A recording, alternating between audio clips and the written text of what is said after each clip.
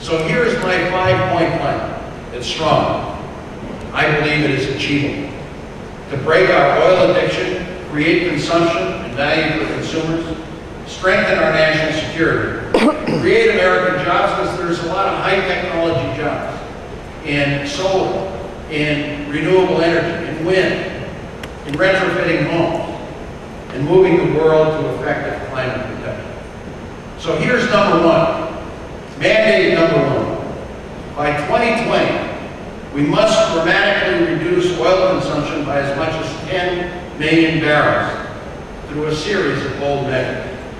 This includes getting low and zero petroleum plug-in cars into the marketplace, while sharply reducing the carbon emissions from our electric sector. We need to raise fuel economy standards to 50 miles per gallon by 2020.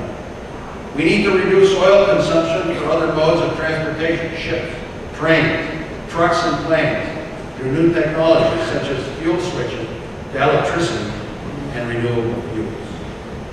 We need to have a transportation policy in this country that isn't the annual pork highway bill, but one that emphasizes light rail, commuter rail, land use, open spaces.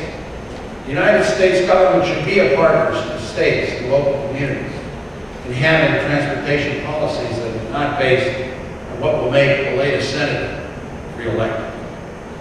Mandate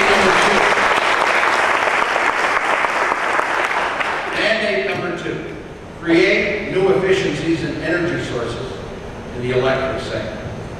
I will call as president for a national renewable portfolio standard, 30% by 2020. 50% by 2040, thus mandating utilities to provide a certain amount of renewables energy in the electricity sold to every consumer. A lot of the West has already moved in this direction. We have to make it national, and the Congress was emboldened to move ahead and do this in the last energy bill. They weren't ready to grant new permits for nuclear power and coal and subsidies to oil, nuclear, and coal, but they weren't ready to say that we're going to make some of these tax incentives permanent for wind and other renewable portfolio standards. I will push for a law requiring a 20% improvement in energy productivity by the year 2020. This 20 by 20 proposal has been studied by the Western Governors Association, and it is expected will save Western customers $21 billion a year by 2020. Mandate number three, reduce greenhouse gas emissions at least 20% by the year 2020 and 80% by the year 2040. We do it by a market, cap, and trade system. By 2020, utilities and industry will be allowed to emit 80% as much global warming pollution as they do today. Combined with transportation sector savings, these changes will reduce greenhouse gas emissions by 30% by 2020. There's been talk here, I know, of a carbon tax, and there's a good debate going on. Carbon tax versus cap and trade. I personally don't think the carbon tax goes far enough. Large corporations should not be able to pay their way out of pollution. With a carbon cap, they will be forced to reduce emissions. And I worry that a carbon tax is going to be sent down to the consumer. We also need to move to carbon-clean coal, using safe, long-term carbon disposal or sequestration. I would say 60% carbon sequestration. And in New Mexico, I did it. A new coal plant. They came in to see me. We need a tax incentive. We're going to hire 2,000 members of the Navajo Nation.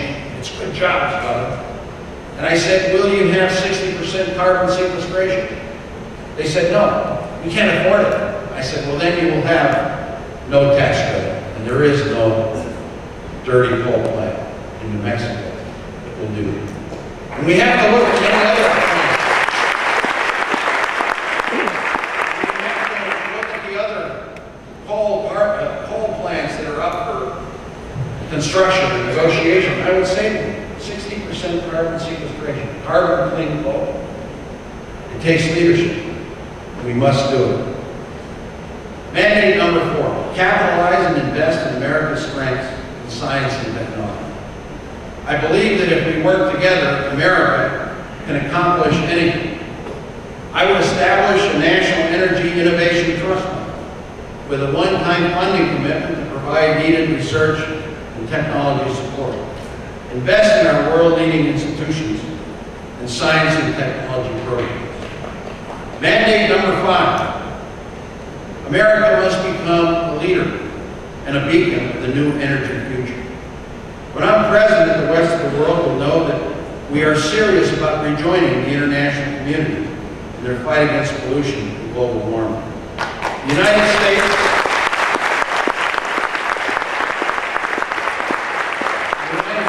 must return and lead to the international negotiating table, support mandatory limits on global warming pollution, and keeping atmospheric carbon below 450 parts per million.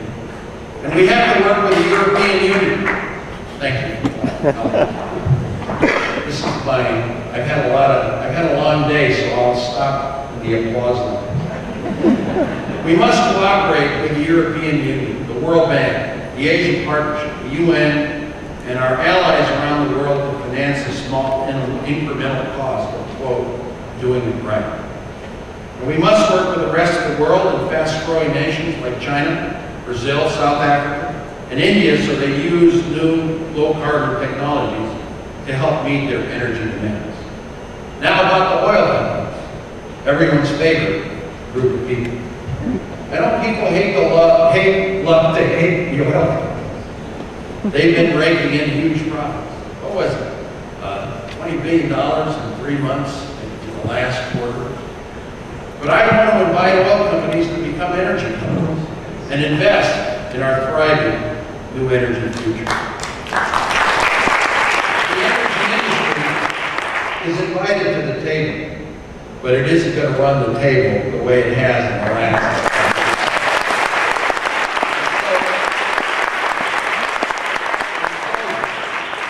Americans need heat and electricity in our homes, our schools, our workplaces. We need to get places. We're hurt by unpredictable and soaring energy prices. The way out is to get off oil, to create competition, to support energy productivity, to maximize our strengths in science and research, and invest in new technologies and energy sources. Again, I'll repeat it, the Sierra Club and the League of Conservation Voters call my plan the most aggressive. I'm proud of this phrase, but I also want you to know that there's another step that I would take, and that's with the American people, and that's with you. 1, I will ask you to sacrifice a little bit in the name of energy conservation. I'll say to every American, we have to get out of this addiction. And it's going to take you being more sensitive to the planet, to appliances, air conditioning, the washing machines, the way you drive, the vehicles you use to get home. It's going to take a little sacrifice. We must be more careful. And I believe the American people are ready to make these sacrifices.